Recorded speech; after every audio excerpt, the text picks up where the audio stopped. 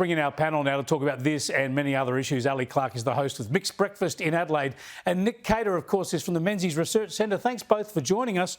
I'll go to you first this time, Nick, because you've written so much on these issues.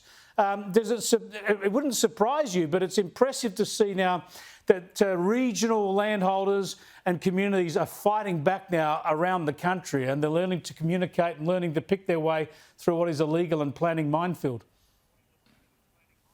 Exactly. I mean, just like Grant Piper just said, I mean, these communities have felt so much on their own, all fighting their own lonely battles. Scores of communities up and down the east coast of Australia, many of which I've visited, a lot of them along the Great Dividing Range.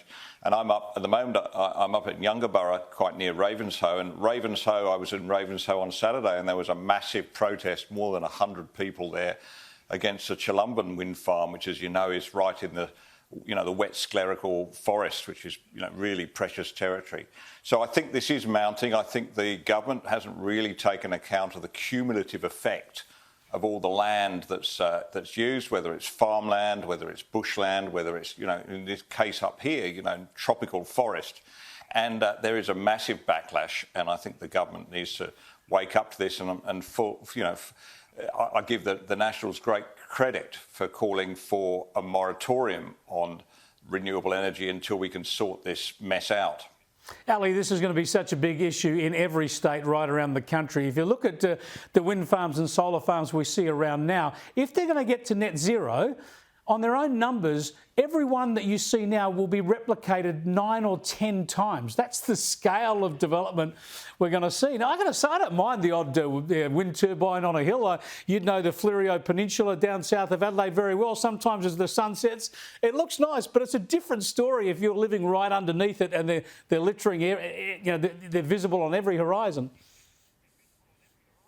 And that's exactly why we've got to start to get it right. You've got to start to look at the processes in around it. Listening to that farmer there that you were speaking to, Chris, that's fine if they ask one person, but what about the people that then have the power poles and the lines running on their properties? I mean, we've got family on the land in South Australia and Victoria and all the way up through to Queensland, even some over towards Kununurra. And when they talk to you individually about the issues they're going through, you can hear them, but they've got to get that power together and get together as one and actually start working. It's great to see them starting to working together to be able to form a bit more of a power block again, part of that pun. Indeed, yeah. Themselves. Yeah, now we'll talk to Barnaby Joyce about this a bit later in the program, but have a look at the Nationals leader now, David Littleproud, talking about this. It's about the environmental impacts. The rigour around that isn't as onerous as what it is for resources, but yet the same impact on knocking down remnant vegetation exists. We see it, we live with it, and we just say to those that lie at the altar of renewables, come out and have a look at what's being done. I'll tell you what, if you want the most centralised form of energy, if you want energy that's emissions-free and doesn't demand a lot of land or any more transmission infrastructure, you know what it is, Nick. It just seems to me inevitable that Australia, if it wants to get to net zero, will adopt a nuclear energy industry. Look, we have to, Chris, and this idea that there is abundant renewable energy, which the Prime Minister seems to think there is no shortage. We've got more than enough.